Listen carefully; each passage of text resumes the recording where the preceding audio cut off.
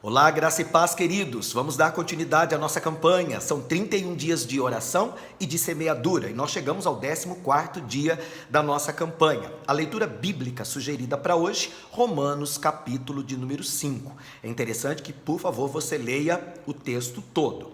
O nosso versículo de destaque é o 17, um versículo muito conhecido, aliás. Se pela ofensa de um, diz a palavra de Deus, e por meio de um só reinou a morte, muito mais os que recebem a abundância da graça e o dom da justiça reinarão em vida por meio de um só, a saber, Jesus Cristo. Eu normalmente cito esse texto nas nossas pregações, que são sempre cristocêntricas. Esse texto, se você ler e meditar, ele nos remete ao início da história da humanidade, antes mesmo de Adão ter pecado e aberto as portas para que a maldição entrasse no mundo.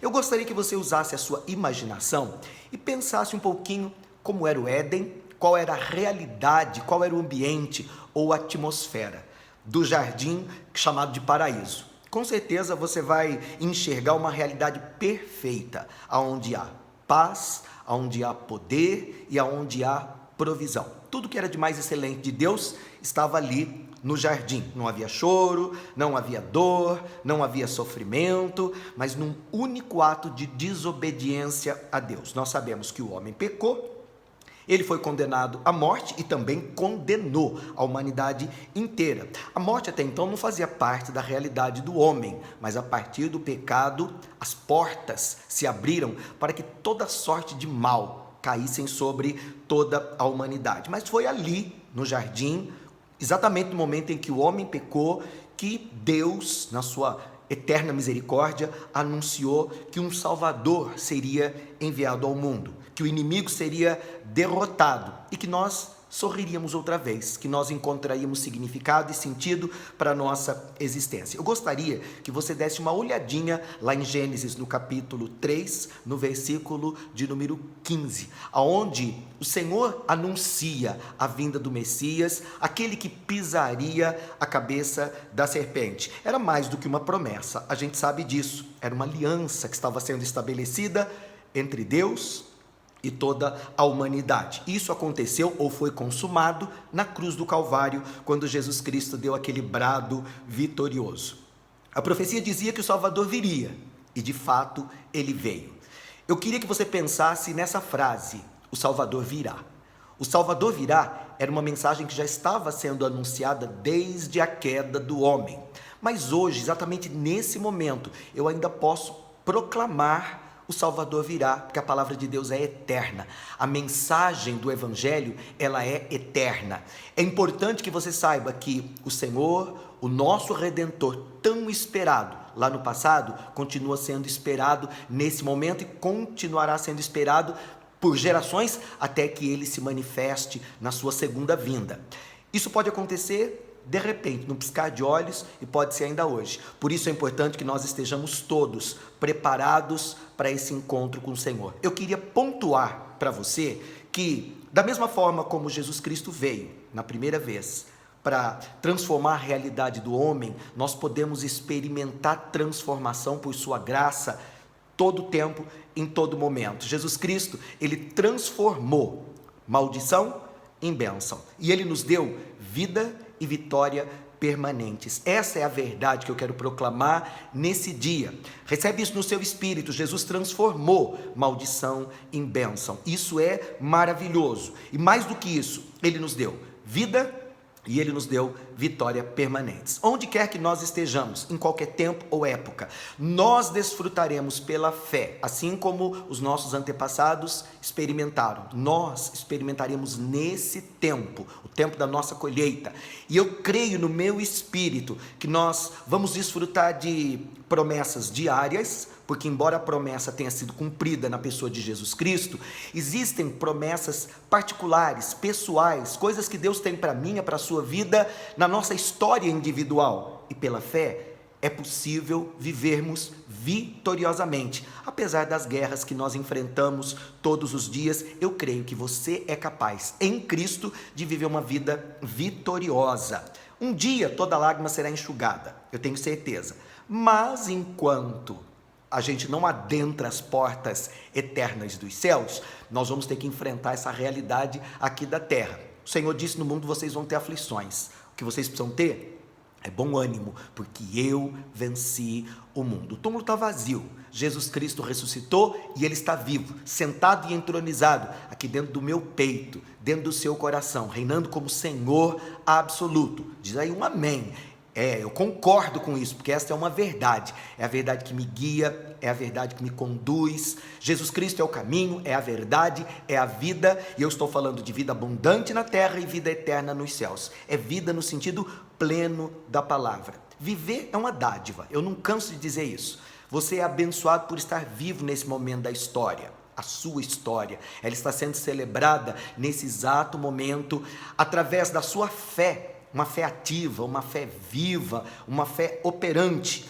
E eu gostaria que você pensasse com um coração cheio de gratidão, que cada dia é na verdade um novo capítulo nessa história linda de promessas, de libertação, de vida vitoriosa. Esse é o plano original de Deus para mim e para você, e nós podemos vivê-lo intensamente se nós não desistirmos da promessa, do propósito que Deus tem para mim e para você. Esse propósito, ele precisa ser abraçado, essa promessa, ela precisa ser mantida. Você precisa, através da sua oração, da sua consagração, da sua entrega pessoal, renovar a sua aliança com o Senhor diariamente. É verdade que um pacto é inviolável, principalmente se é de Deus com o seu coração.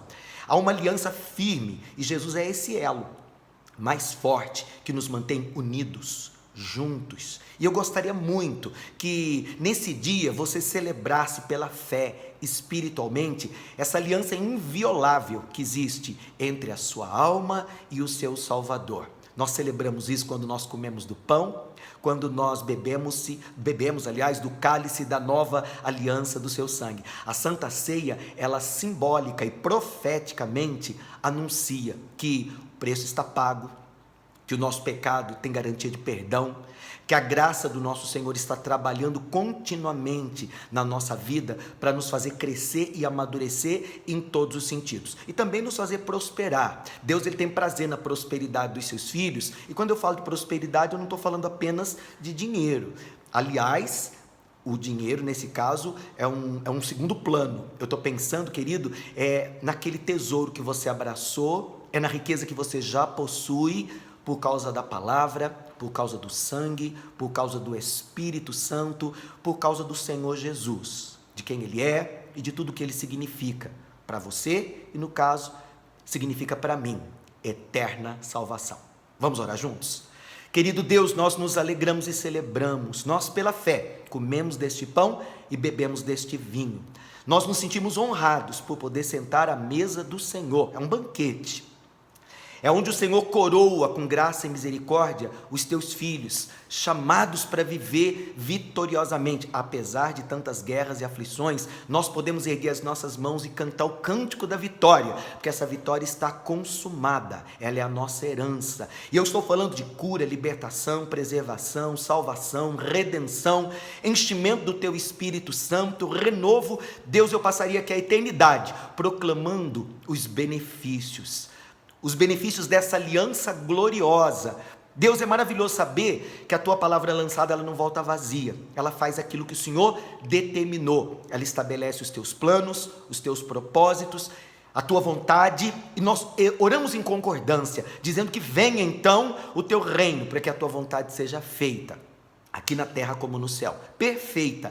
Assim é a vontade do Senhor, para nossas vidas, famílias, lares, para o nosso presente, também para o nosso futuro. Há descanso no nosso coração, a paz reinante, dominante na nossa mente, na nossa alma, e eu creio, Deus, que essa paz que invade o lar, essa paz que domina pensamentos, intenções do coração, essa palavra que nos direciona, que nos guia, ela também nos acoberta, e ela vai nos conduzir, e ela vai nos levar em fidelidade, abençoados com toda sorte de bênçãos espirituais, nas regiões celestiais, por intermédio do teu Filho, a quem nós amamos e a quem nós servimos com alegria. Deus, nós nos apossamos desse reinado, dessa capacidade de viver acima das circunstâncias, proclamando a grandeza do Senhor e celebrando os teus feitos extraordinários. É assim que eu creio, é assim que eu te louvo junto com o teu povo. Ministro adoração e gratidão ao único que é digno de receber glória, honra e poder, hoje e para todo sempre. Amém. Com certeza esse é o dia que o Senhor fez para o louvor da sua glória. Alegremo-nos e regozijemo-nos nele. Uma semana abençoadíssima para todos nós, em nome de Jesus.